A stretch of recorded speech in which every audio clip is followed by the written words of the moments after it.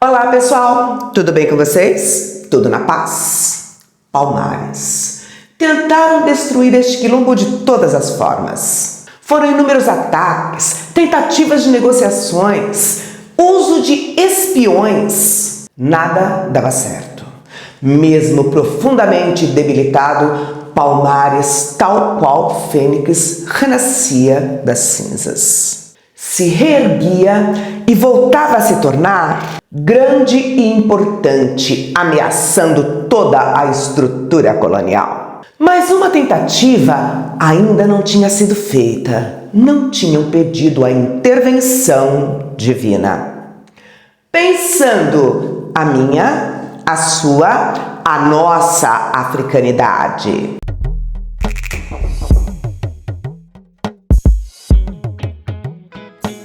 Existem muitas formas da gente contar a história desse quilombo. Porém, as fontes que a gente tem, elas foram produzidas por aqueles que odiavam Palmares e os palmaristas. E a produção escrita pelos próprios habitantes do quilombo dos Palmares, ela é basicamente nula.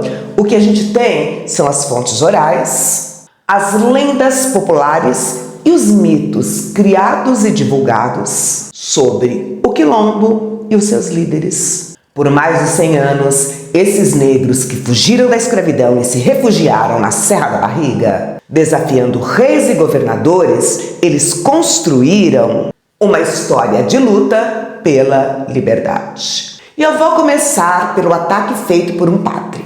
E aí, como a gente pode ver, a ação dos padres nesse período ela ia muito além da atividade religiosa. O ataque do padre Blair. A tropa caminhava pelo sertão insalubre e tinha uma possibilidade muito grande de não conseguir voltar viva desta expedição. Mas essa não era a primeira expedição contra Palmares, era a segunda. E a primeira foi derrotada e eles foram obrigados a bater numa retirada vergonhosa. A tropa do padre Blair seguia lentamente. A pele branca dos soldados era profundamente castigada pelo sol e pelos espinhos que eles encontravam no caminho.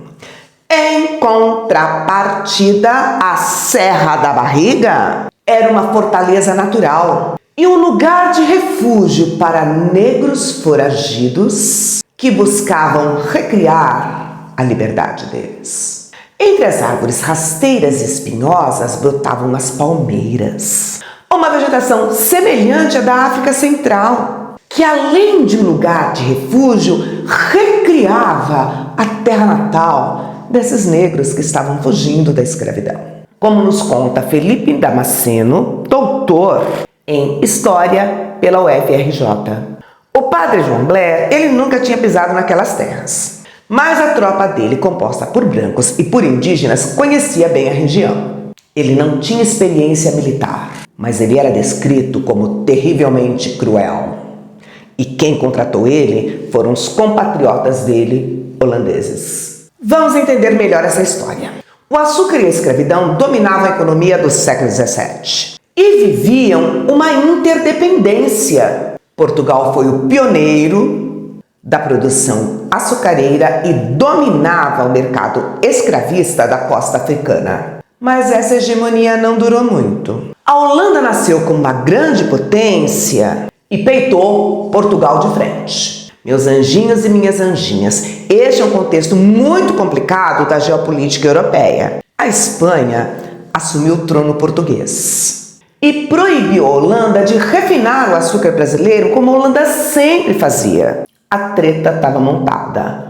A Holanda invadiu o Brasil. Se eu não posso refinar o açúcar brasileiro no meu país, invado o Brasil, produzo e refino o açúcar lá mesmo no território brasileiro. E ela ainda dominou o entreposto português na África e passou a transportar os escravizados. É no meio desse quiprocó que aqui no Brasil os escravizados começaram a fugir em massa e impulsionar o que posteriormente foi chamado de Quilombo dos Palmares. Palmares nasceu da fuga de 40 escravizados que se embrenharam na mata fechada e fundaram as primeiras comunidades. Hoje a gente sabe que é muito provável que existiam comunidades indígenas na Serra da Barriga. Mas como é que era a vida no Quilombo de Palmares? Meus lindinhos e minhas lindinhas, o local de construção desse quilombo, como os outros que foram instalados aqui no território brasileiro, ele surge em função de uma estratégia pensada na proteção.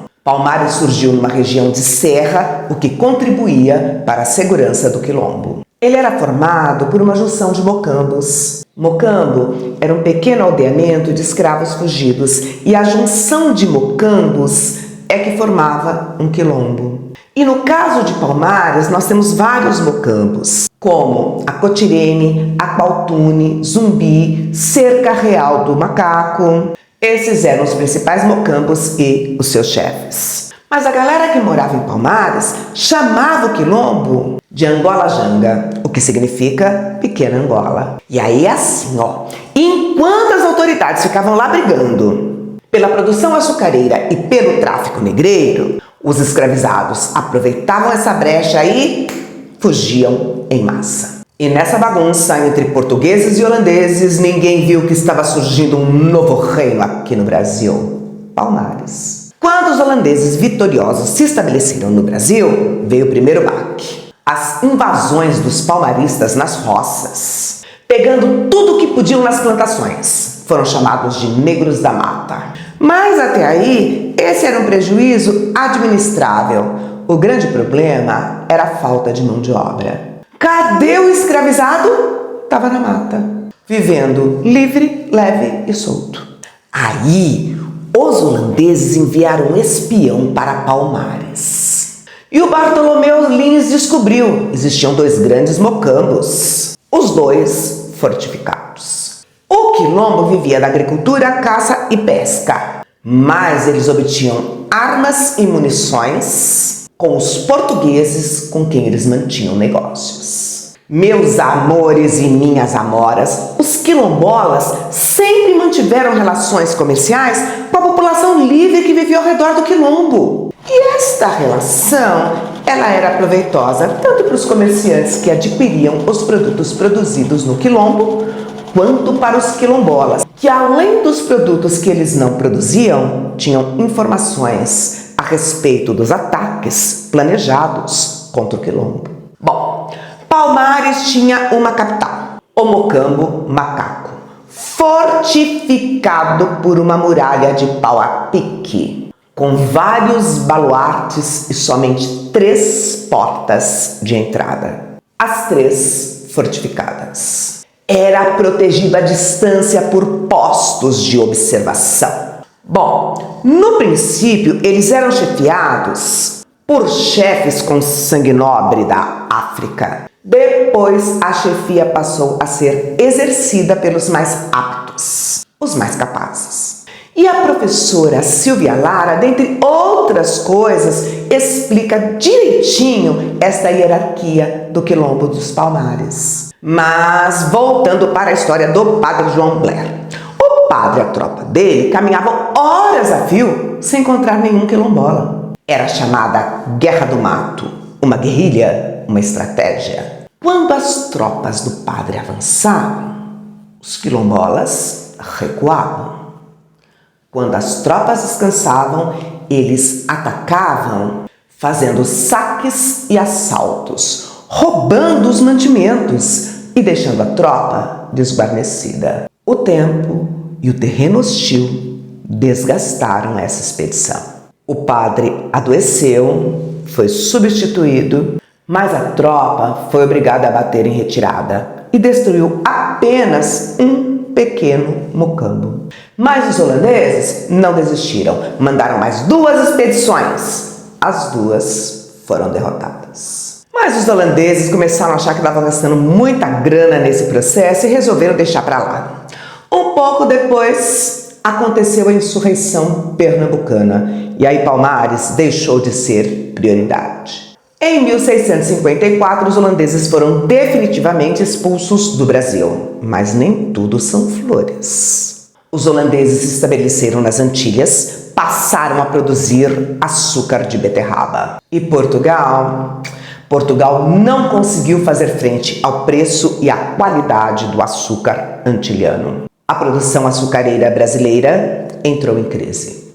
É assim, ó, não foram flores para os portugueses e para os luso-brasileiros, mas o quintal da Holanda floriu. E Palmares continuou firme e forte enquanto uma comunidade libertária. A história de Palmares foi marcada pela resistência, e os quilombolas que moravam lá precisaram lutar para sobreviver.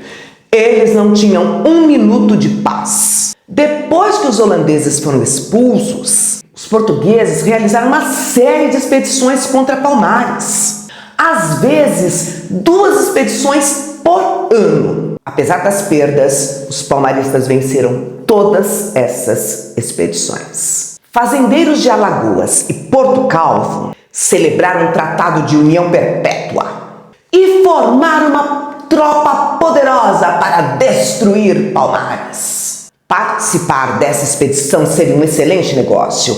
Aqueles que fossem e voltassem vivos ficariam ricos. Eles atacaram e foram derrotados. E os escravizados continuaram a fugir em massa em uma grande procissão rumo a Palmares. Em 1670, o quilombo atingiu seu apogeu. Em 1671, teve início a luta oficial do governo pernambucano contra Palmares. Em 1676, a gente tem a destruição de vários mucambos e de roças de subsistência. Os palmaristas organizaram um contra-ataque. A tropa pernambucana foi massacrada. A vingança luso-brasileira veio forte. Uma grande expedição que não atacou, incendiou os canaviais de Palmares. 1674, outra forte expedição. Apesar das perdas, Palmares resistiu. 1675, outro ataque. A expedição conquistou e se instalou em Mocambo, obrigando os palmaristas a baterem em retirada.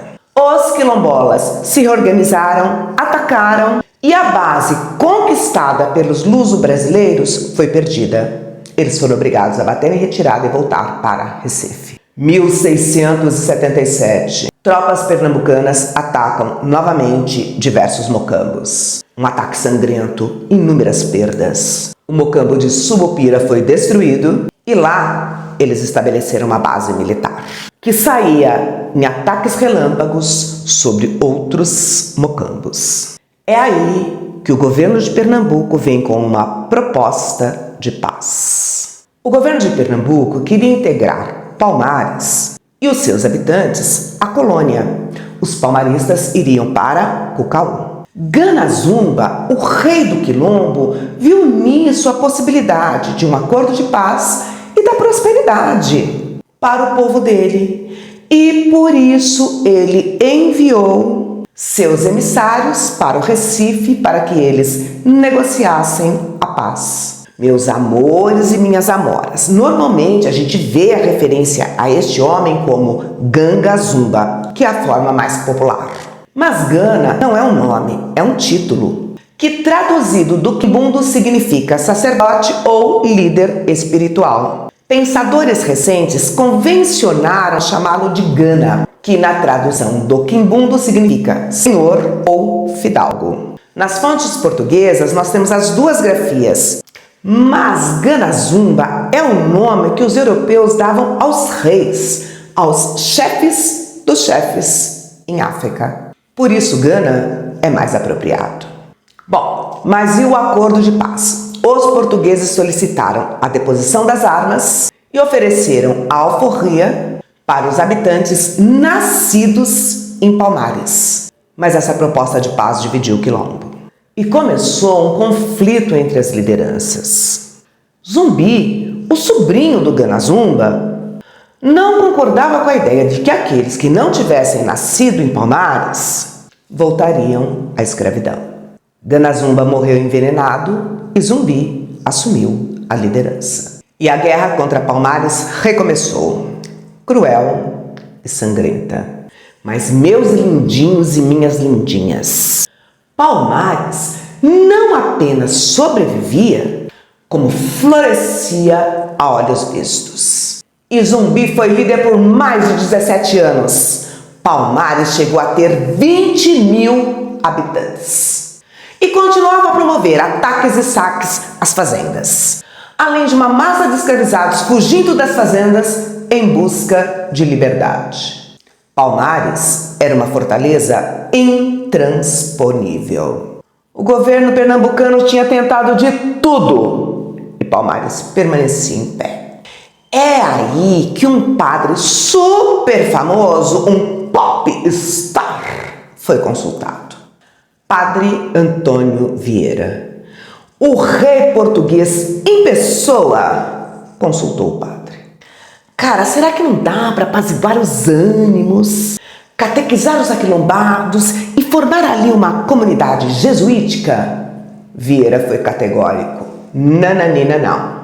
Os palmarinos viviam em pecado contínuo. Não podem ser absolvidos, catequizados e muito menos cristianizados. Ele era contra qualquer negociação com Palmares. Defendia o extermínio. E o Zumbi, ele também achava que não tinha negociação entre Palmares e o governo pernambucano. Mas o Zumbi defendia a liberdade dos palmaristas. A intervenção divina que os portugueses pediram para destruir Palmares deu certo não. Palmares resistiu por quase um século de luta em defesa de sua liberdade.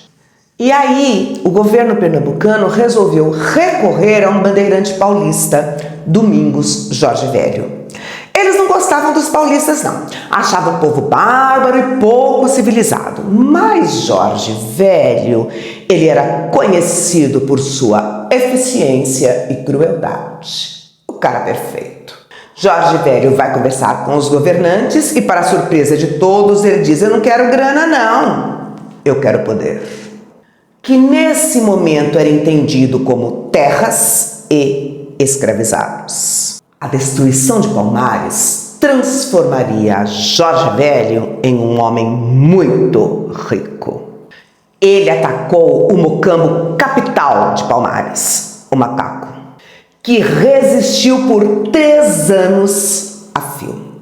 Zumbi liderou toda essa resistência e convocou todos a morrerem pela liberdade. Na madrugada de 6 de fevereiro de 1694, os quilombolas foram despertados por tiros de canhão, que abriram brechas na tripla paliçada do mocambo macaco. Os atacantes entraram e encurralaram os quilombolas, que tinham como única saída um precipício. Alguns se jogaram, outros foram jogados. Zumbi foi ferido. Foi um massacre cruel. Ao nascer do sol, só feridos e mortos. O corpo de Zumbi foi procurado, mas não foi encontrado. Em 20 de novembro de 1695, 22 meses depois daquele ataque, Zumbi foi localizado, perseguido e cercado. E resistiu à prisão até a morte. A coroa portuguesa, a colônia portuguesa, a elite colonial, morria de medo de Palmares. Não apenas do quilombo e da difícil destruição dele. Morriam de medo daquilo que ele representava, a resistência e a luta contra a opressão. Medo esse que existe até hoje entre aqueles que oprimem. Gratidão por você ter assistido meu vídeo até esse momento. Se você gostou, não se esqueça de curtir e de compartilhar com seus amigos. Se cuidem. Cuidem daqueles que vocês amam. Um grande beijo e até o nosso próximo vídeo. Tchauzinho!